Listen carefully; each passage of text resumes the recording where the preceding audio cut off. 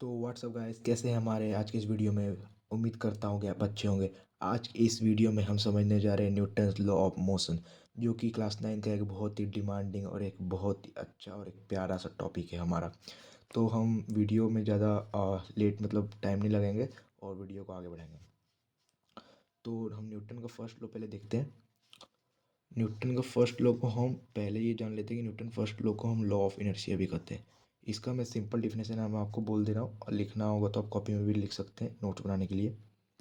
Newton first law of motion state that a body not move until an external unbalanced force applied on it।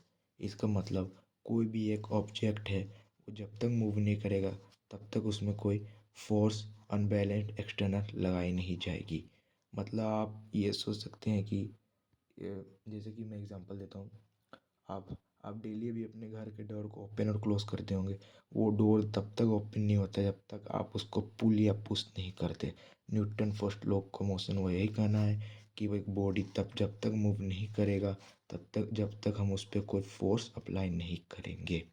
तो हम अब Newton second law of motion समझते हैं। Newton second law of motion से हम force equal to m a का formula derive करते हैं, जो कि मैंने पिछली वीडियो में डिराइव कर चुका है। अब Newton second law of motion का मैं डिफिनेशन आपको बताता हूँ।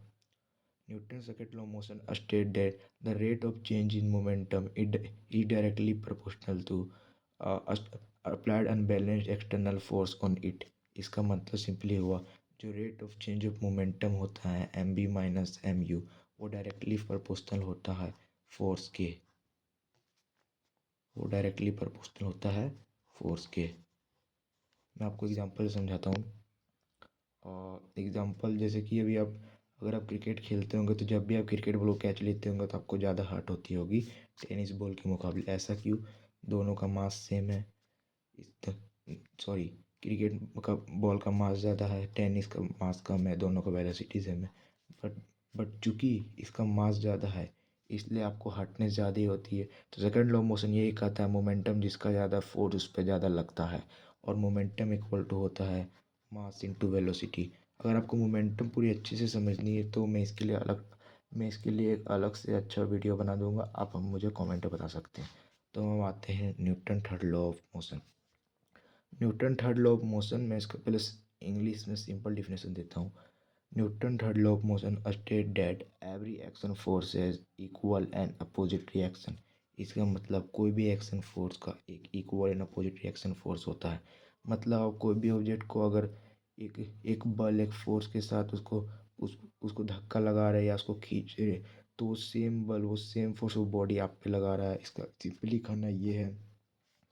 तो आज के वीडियो में बस इतना ही बात करेंगे। अगर आपको कोई दिक्कत है, कोई टॉपिक पे दिक्कत है, तो आप मुझे बस कमेंट कर देगा, मैं उस पर अलग से अच्छा से वीडियो बना दूंगा।